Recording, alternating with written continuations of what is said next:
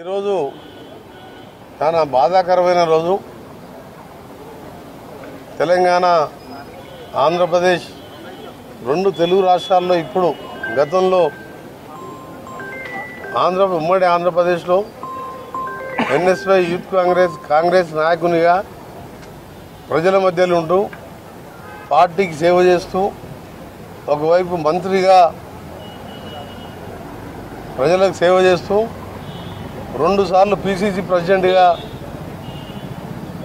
ఆ రోజు ఆనాడు ముఖ్యమంత్రి రాజశేఖర రెడ్డి గారితో కలిపి పోరాటాలు చేసి కాంగ్రెస్ పార్టీ అధికారంలో తేవడానికి కృషి చేసిన మహానాయకుడు.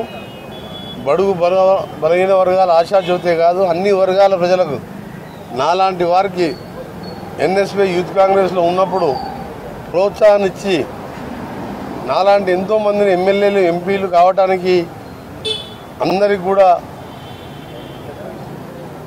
మాకు ఆశీర్వదించి మేము ఈ స్థాయిలో ఉన్నామంటే అందుకు ముఖ్య కారణం అందులో ఒకరు డి శ్రీనివాస్ గారు. మధ్యలో కొద్దికాలం వేరే పార్టీకి పోయినా మళ్ళా కాంగ్రెస్ పార్టీలోకి రావడం. ఆయన కాంగ్రెస్ అంటేనే ప్రాణం. కానీ కొన్ని పరిస్థితుల కారణంగా పార్టీ మారినా ఎప్పుడు కూడా కాంగ్రెస్ పార్టీని దూషించలేదు. సోనియా గాంధీకి అత్యంత ప్రీతిపాత్రుడు. రాహుల్ గాంధీ గారు అందరూ కూడా లైక్ చేసిన నాయకుడు. నిజంగా మాకైతే ఇలా చాలా మా కుటుంబ పెద్దను పోగొట్టుకున్నట్టు అనిపిస్తుంది. ఈరోజు మరొకసారి మా కాంగ్రెస్ పార్టీ పక్షాన, మా కాంగ్రెస్ ప్రభుత్వం పక్షాన, తెలంగాణ కాంగ్రెస్ ప్రభుత్వం పక్షాన, నా పక్షాన ప్రగాఢ సానుభూతి తెలియజేసుకుంటూ వారి ఆత్మకు శాంతి కలగాలని భగవంతుని ప్రార్థిస్తూ వారి కుటుంబ సభ్యులకు ధైర్యాన్ని ఇవ్వాలని, మరీ ముఖ్యంగా వాళ్ళ సతీమణి ఎప్పుడు కూడా వెన్నంటి ఉండేవారు. ఇద్దరికి ఎన్నోసార్లు మేము సన్మానం కూడా చేయడం జరిగింది.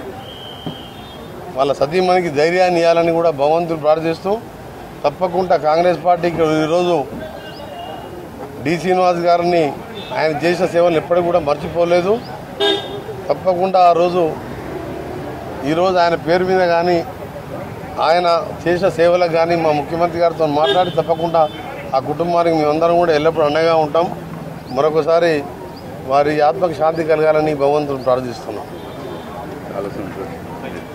సరిగ్గా కరెక్ట్ చెప్పారు సార్. నమస్కారం. నేను కూడా ఫ్రీగా అప్పుడు ఉన్నప్పుడు ఇద్దరం కలిసిపోయాం ఫ్యామిలీతో సౌత్ ఆఫ్రికా అంతా.